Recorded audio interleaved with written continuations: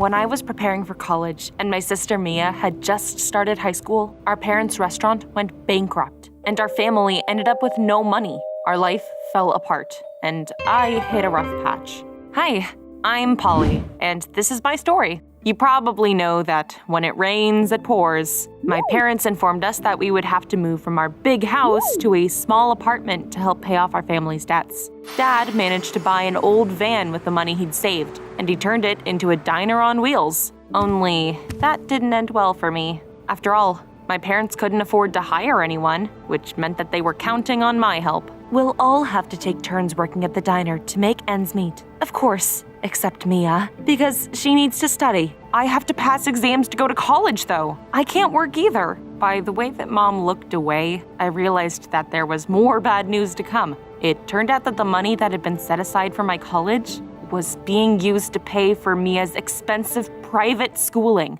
I felt like I was the only one in the family suffering. For Mia, life hadn't changed at all. Our parents worked 7 days a week, and Mia went to school every day looking excited. So I decided I wouldn't be selfish, and I would help my family. Instead of going to college, I started working in our diner on wheels. My life changed completely. Cooking and selling hamburgers and French fries was terribly boring. So, to make things a little more interesting, I started to watch video lessons about haute cuisine, and I cooked delicious dishes over my breaks.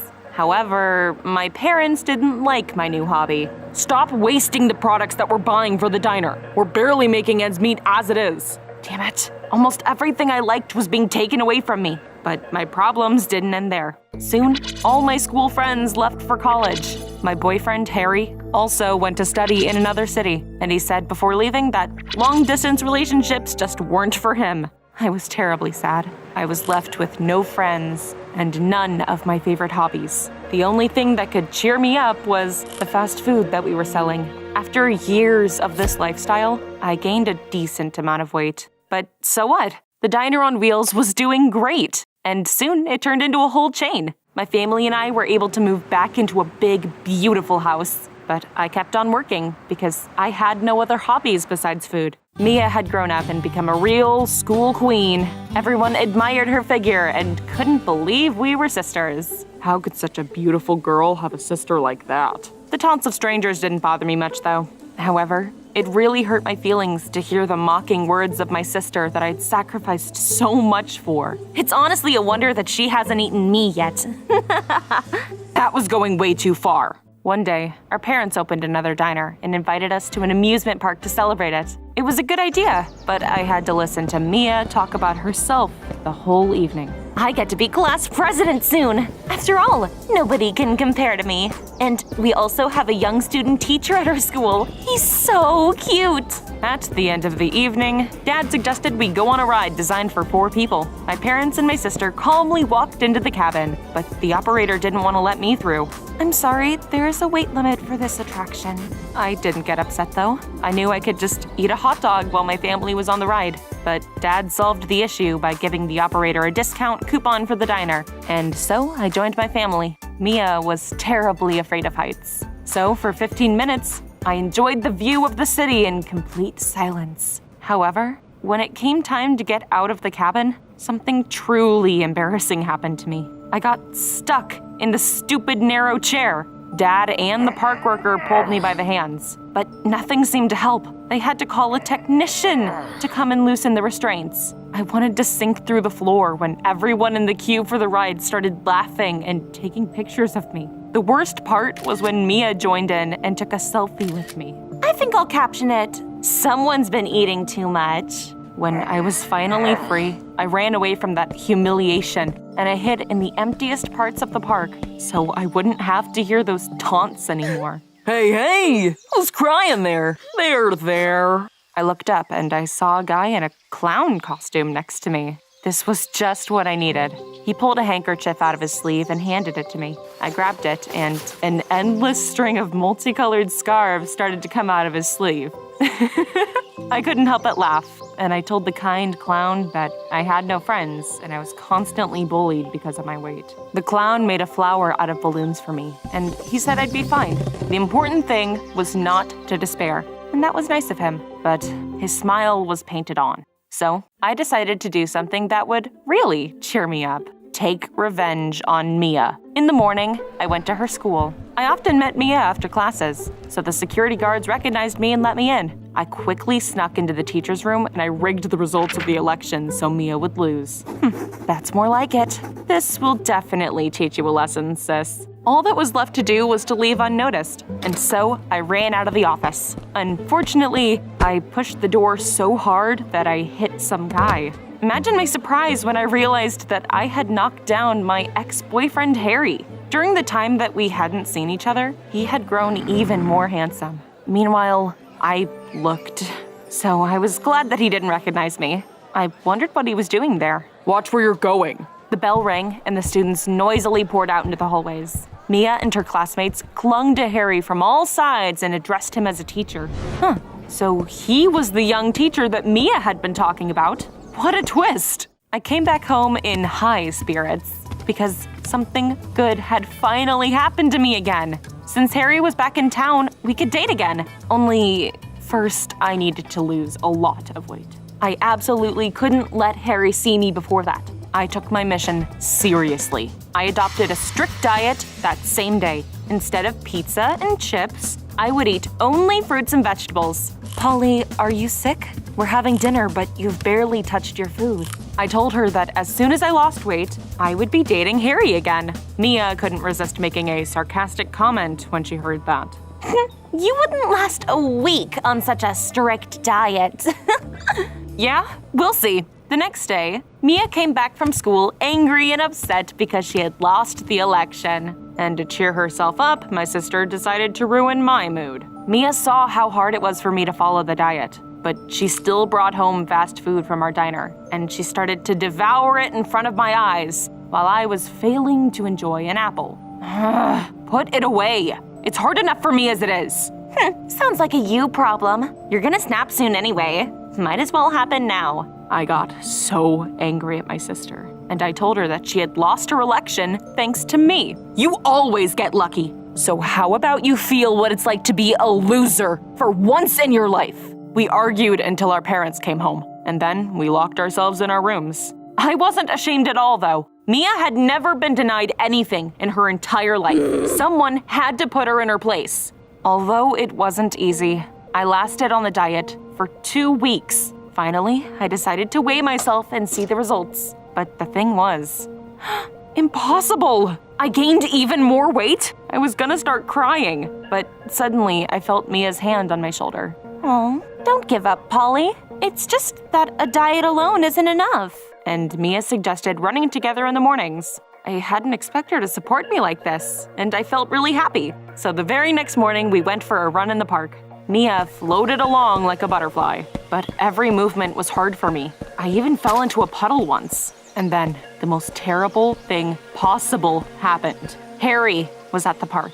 Mia greeted him happily and thanked him for telling her about the benefits of morning running. My fat sister and I also wanted to follow your example. Harry stared at me. This time, definitely recognized me. Polly? It can't be. What happened to you? And that's when it dawned on me that Mia's support was fake. She had taken me for a run so that Harry would see me. If it hadn't been for Harry being there, I would have pounced on her. Let's have dinner this weekend and catch up. Even though Mia had set me up, everything had turned out pretty well. Harry asked me out on a date. Maybe I shouldn't have worried about the diet so much. I bought a new dress of Harry's favorite color for the dinner. And on the evening of the date, I spent 2 hours making my hair and putting on my makeup. Now I just have to put on the dress and I'll be ready. I felt that something was wrong at once. I couldn't zip up the dress. And then I actually heard it rip while I was wearing it. Was I still gaining weight? I decided I was not gonna let it ruin my evening, and I went to the date in ordinary clothes. But things didn't go according to plan. Harry, I'm so glad you're back. We can start dating again. Yeah, I'm glad to see you too, but you don't actually think I'm gonna date someone like you, right? Someone like me? I was such an idiot. Harry had invited me just so he could brag about his achievements and tell stories from college. I shouldn't have daydreamed so much. I was so hurt that I left the dinner and I ran into the street in tears. I was crying on an empty bus stop when some guy came up to me. Why are you crying all the time? I didn't want to talk to some weirdo on top of everything else. I told the guy that he must have mistaken me for someone else because we didn't know each other. We met in the amusement park. I was in a clown costume. Remember? My name is Jim. Well, he was surprisingly cute when he wasn't dressed like a clown. Jim and I got to talking while we were waiting for the bus. He turned out to be not only a funny clown, but also a pretty nice guy. Everyone has their own vocation. Mine, for example, is making people laugh. Once you find your own, you'll stop crying because of people who aren't even worth your tears. I smiled, and feeling grateful for his support, I said Jim should come to our diner sometime. I came home terribly hungry. I found the most unhealthiest foods I could, and I started eating them in front of Mia. That's what she wanted, right? So I thought that she would gloat and be happy about it. What happened to your diet? You were trying so hard. No matter what I do, I keep gaining weight. So what's the point? I'll just eat whatever I want. But Mia guiltily lowered her eyes and said that that was because of her. I'm sorry, Polly. I ate junk food in front of you on purpose. I broke the scales so they would add 7 pounds to the weight they showed. And then I also changed the dress to one a few sizes smaller so you would think that you were having no results. Anyway, I was a really terrible sister, and I didn't realize how much you had sacrificed for me. So that's the reason? She was my sister, though. I couldn't stay angry with her forever, so I asked for her forgiveness as well. We hugged, and we promised to support each other from then on. Now that Mia had told me the truth, I wanted to stick to the diet again, even though giving up delicious food was incredibly hard. One evening, when the diner was closing, I saw a big balloon at the window, and I immediately realized it was Jim. Boo! How are you doing, Polly? Will you treat a clown to something delicious? Oh, I'm so glad to see you! But it's actually closing time. We're pretty much out of food. He shrugged and said he'd come back another time. But how could I let him go hungry? Every time we'd met, he had been so kind, and he helped me smile through my tears. Don't go anywhere, actually. I'll think of something. I had to experiment a little, but I still managed to create a real culinary masterpiece from just some simple products. Still, I hadn't watched those video lessons for nothing. Jim tried it and shouted enthusiastically, "Polly, this is amazing! Trust me, this is your calling!" And that's when I realized Jim was right. Cooking brought me joy, and I'd always hated that healthy foods for diets were always so boring and tasteless. So, with Jim's support, I developed an amazing menu for losing weight. And now, I didn't have to choose between eating tasty food and healthy food. I decided that my experience could be useful for a lot of people, and I started to post my cooking tutorials myself. That turned out to be a great idea. My channel became really popular. Polly, we shouldn't have forbidden you from cooking what you wanted. Instead of a new diner, we would like for you to open a healthy food restaurant. Would you be willing to become its head chef? For the first time in a long time, I finally felt like I was in the right place. A delicious and healthy diet quickly helped me get back into shape. And like all sisters, Mia and I sometimes fight. But now, it's only about small things. And recently, they had an open lesson at her school and discussed the topic of someone I'm proud of. Mia invited me to speak in front of her classmates and tell my story. I was really happy. I ran into Harry by chance that same day. His eyes were shining with delight. Polly, you changed so much. What do you think about dinner on Friday? Sorry, Harry, I can't. I'm going on a date with Jim that day. Everyone can lose their way. If you're lucky, you'll have a loyal friend and an understanding family that will stay by you during the hard times. Have you ever treated your siblings unfairly? Tell us in the comments down below.